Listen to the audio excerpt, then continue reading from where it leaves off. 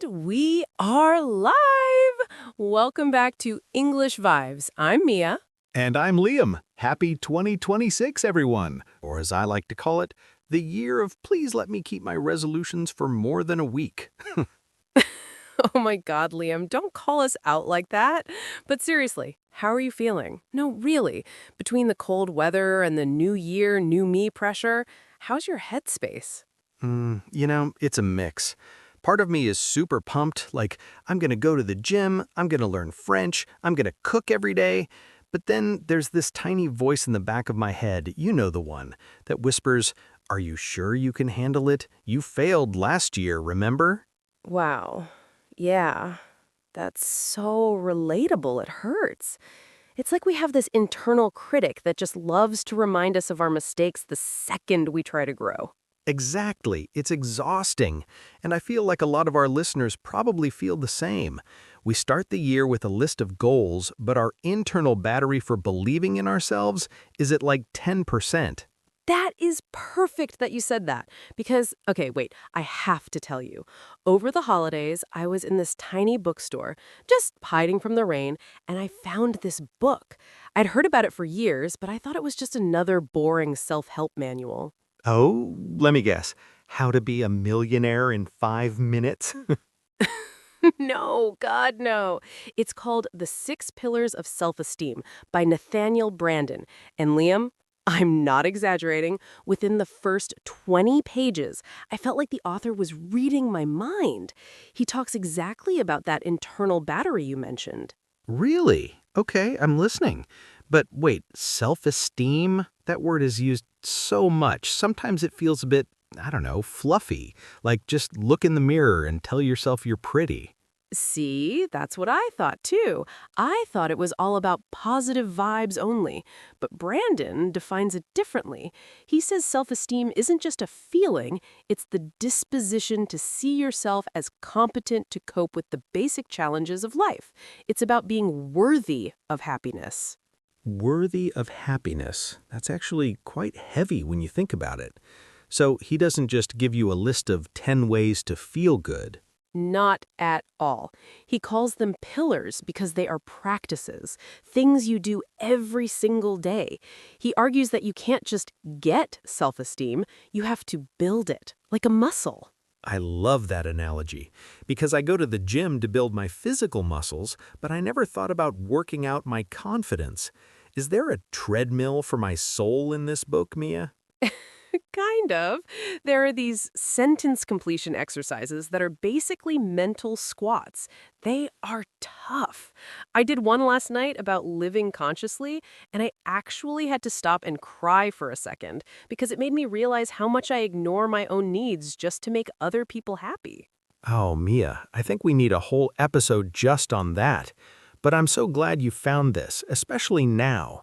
I feel like in the beginning of the year, we're so focused on external changes, how we look, how much we earn, that we forget that if the pillars underneath are shaky, the whole house will fall down eventually.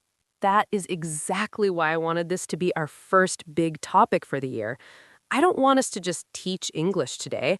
I want us to share something that can actually change the way our listeners wake up in the morning. Well, I'm ready. I have my coffee, I have my pen, I'm ready to be your student today. Tell me, what's the first thing this Brandon guy wants us to do? All right, buckle up, Liam. And to everyone listening, if you're driving or walking your dog, just take a deep breath. We're about to dive into pillar number 1, the practice of living consciously. Okay, Mia, you teased it right before the break. The practice of living consciously. It sounds a bit like mindfulness, but knowing this book, I bet it's a bit more active than just sitting on a yoga mat, right? Exactly, Liam. Brandon says living consciously is about being present in what you're doing while you're doing it. But, and this is the big but, it's also about not running away from the facts. It's about seeking to know where we are in respect to our goals and our values. Seeking to know the facts. That sounds a bit scary, actually.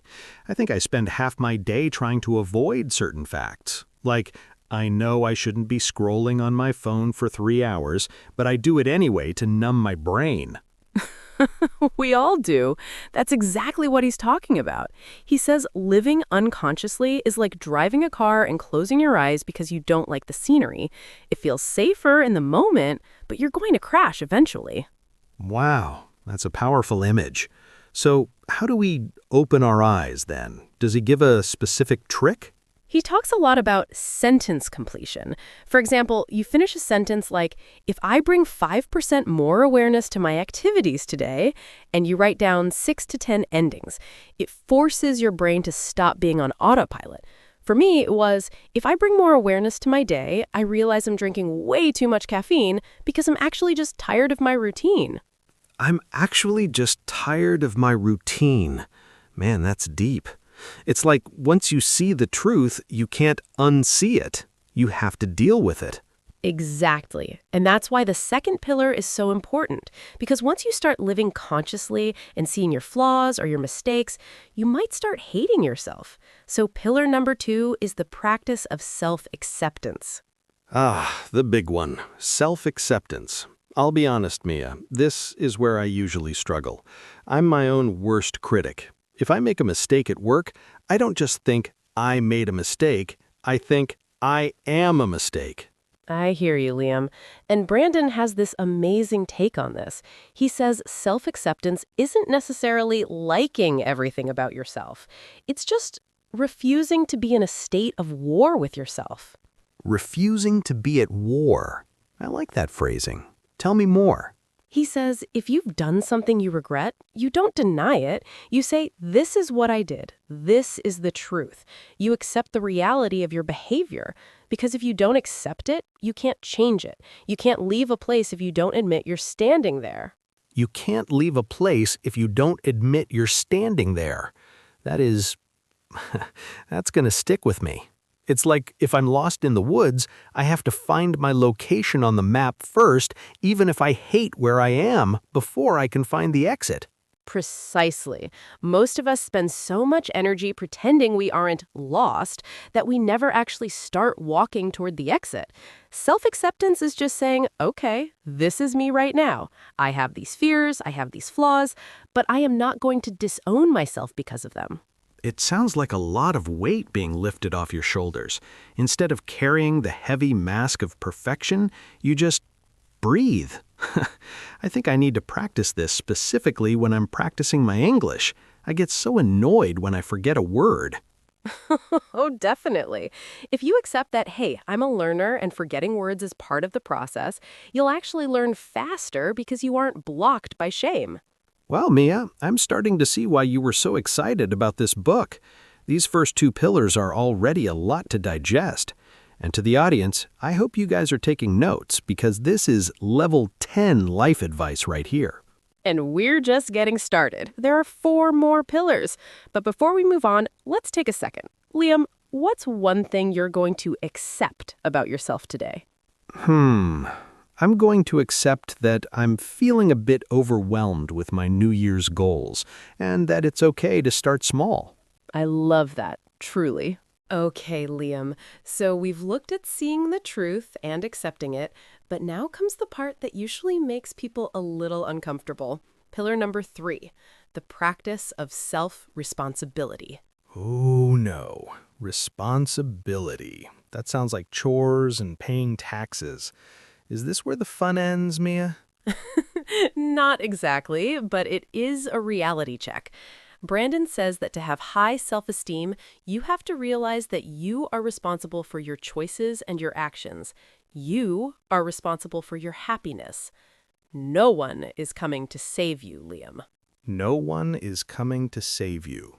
Wow, that's a bit cold, isn't it? It sounds cold at first, but it's actually the most empowering thing you'll ever hear. Because if no one is coming to save you, it means you have the power to change things. You're not a victim of your circumstances. You stop saying, I'm unhappy because my boss is mean, or I'm lonely because people don't call me. So instead of waiting for my boss to change, I take responsibility for how I react to him. Or I take responsibility for finding a new job. Exactly. You take ownership of your desires.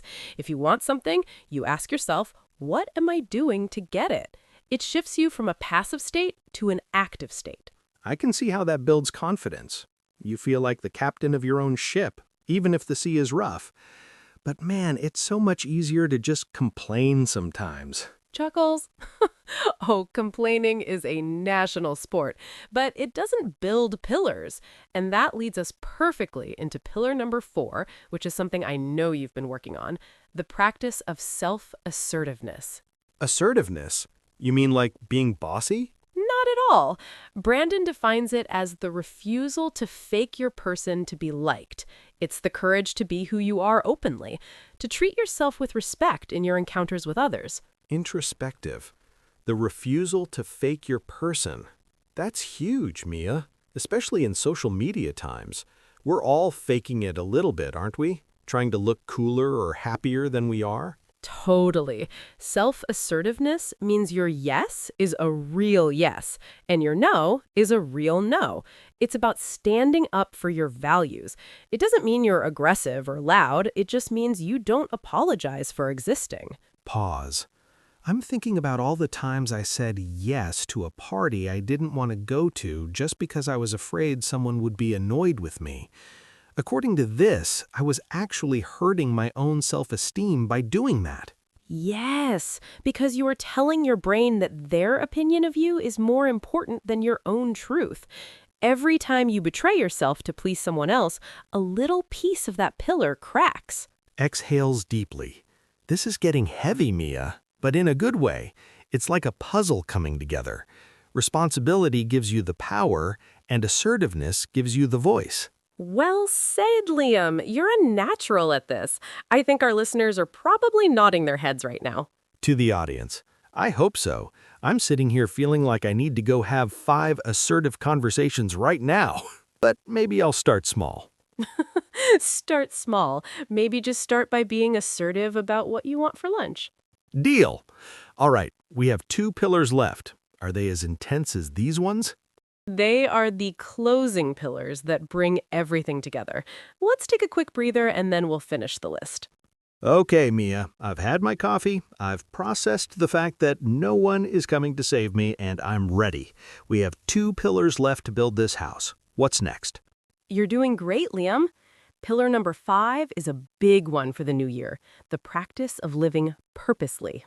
Living purposely. Now, does that mean I need to have a grand life mission or be the CEO of a company? Because that sounds a bit intimidating for a Tuesday morning. No, not at all. It's actually much more practical. Branden says living purposely is about using our powers to reach goals that we have selected. It means living by design, not by accident. By design, not by accident. Can you give me an example? Because I feel like I spend a lot of my time just reacting to things that happen to me. Exactly. Most people have wishes, but not purposes. A wish is, I hope I get fit this year. A purpose is, I am going to walk for 30 minutes every day at 5 p.m. It's about taking responsibility for your goals and tracking your progress. Ah, I see. So it's the difference between I want to speak better English and I am going to listen to one podcast and learn 5 new words every day. Bingo. When you live purposely, you feel competent because you see yourself achieving things you set out to do. It builds this deep sense of, I can do this. It's the opposite of just drifting through life like a leaf in the wind. I love that. Drifting. I think I've been a leaf for most of last year, Mia. It feels much better to think of myself as the person holding the map. But wait, there's one more, right? The 6th pillar? Yes, and in my opinion, this is the one that holds all the others together. Pillar number 6, the practice of personal integrity. Integrity. That's a heavy word. What does it mean in this context? It means the integration of your ideals, your convictions, and your actions. Basically, it's when your behavior matches your words. It's about being honest with yourself and others. So, if I tell everyone that honesty is my top value, but then I lie to my friend to avoid a difficult conversation, I'm losing my integrity. Exactly. And here's the secret, Speaker 2. When we betray our own values, we might think we're getting away with it because no one else knows. But we know. Our brain records it. And our self-esteem takes a huge hit because we don't trust ourselves anymore. Wow, that's a mic drop moment right there. We don't trust ourselves anymore. I've never thought about it that way. I always thought integrity was about what other people think of you, but it's actually about what you think of you. Precisely. Brandon says that self-esteem is the reputation we acquire with ourselves. If you have a reputation for lying to yourself or breaking your own promises, you can't have high self-esteem. It's impossible. Similarly, man, that really makes you look at your New Year's resolutions differently. It's not just about losing weight or saving money, it's about keeping a promise to yourself. It's about being a person you can actually trust. I knew you'd get it. It's about being whole. When you live consciously, accept yourself, take responsibility, assert your needs, live with purpose, and maintain your integrity, you become this unbreakable version of yourself. I feel like I just went through a mental car wash, Mia. I feel much clearer. To the audience, guys, I hope you're feeling this too. These 6 pillars aren't just for reading, they are for doing. Exactly. And speaking of doing, we have one more part left. We're going to look at some of the English we use today so you guys can talk about your pillars in English too. Can't wait. Let's do it. Wow, Mia, my brain is officially full of wisdom, but I know our listeners are also here to sharpen their English, and we used some golden expressions today. Should we break them down? Absolutely. I was keeping a mental list while we were talking. I think the first one we should look at is to call someone out. Remember when you said I called you out about resolutions? Oh, I remember. It felt like you were pointing a finger at my secret thoughts. So, for everyone listening, what does to call someone out actually mean? It means to point out someone's mistake, a lie, or an inconsistency. Like, if your friend says they are too busy to hang out, but you see them posting photos at the cinema, you might call them out on it. It's about holding someone accountable. Okay, so I could say, my trainer called me out for skipping my leg day. Perfect usage. Okay, what's next on your list, Liam? I loved the phrase, on autopilot. We talked about living life on autopilot. Yeah, that's a classic. Think about a plane. When it's on autopilot, the pilot isn't actually steering. The computer is. In life, if you're on autopilot, you're just doing things out of habit without thinking. You're drifting, like we said earlier. I think a lot of us drive to work on autopilot. We arrive and don't even remember the drive. Now, what about that one you used in the middle, a whirlwind? You said your week was a whirlwind. Ugh, a whirlwind. Think of a tornado. A whirlwind is a situation that happens very fast and is full of energy or confusion. If your week is a whirlwind, it means you were so busy that everything feels like a blur. A blur. That's another good one. Everything happened so fast you couldn't see it clearly. Okay, I have one more that I think is very important for this book. To be at war with yourself. That's more of a poetic expression, but we use it a lot in psychology. It means to have a lot of internal conflict. It's when your heart wants one thing, but your brain says another, or when you're constantly criticizing yourself. The goal of the self-acceptance pillar is to sign a peace treaty with yourself. I love that. Signing a peace treaty. Guys, if you're at war with your English, maybe you're frustrated with your grammar, stop. Accept where you are. Be kind to your inner student. That is so well said, Liam, honestly. And I think we should mention one last fun one, mic drop. You said that when I was talking about integrity. Yes, a mic drop is when someone says something so impressive, so final, and so correct that there is nothing left to say. You just drop the microphone and walk off the stage. Well, I hope we had a few mic drop moments for our listeners today. Liam, any final thoughts before we let everyone go and start their pillar building? Just one. Don't try to build all 6 pillars perfectly in one day. Maybe this week, just focus on pillar 1, living consciously. Just notice one thing you usually do on autopilot. That's enough for a start. I agree, and we'd love to hear from you. Which pillar do you think is your strongest, and which one needs a bit of work? We read every single one. Thank you for spending the start of your year with us. It means the world. Happy New Year, everyone. Stay conscious, stay kind to yourself, and we'll see you in the next episode. Bye-bye. Bye.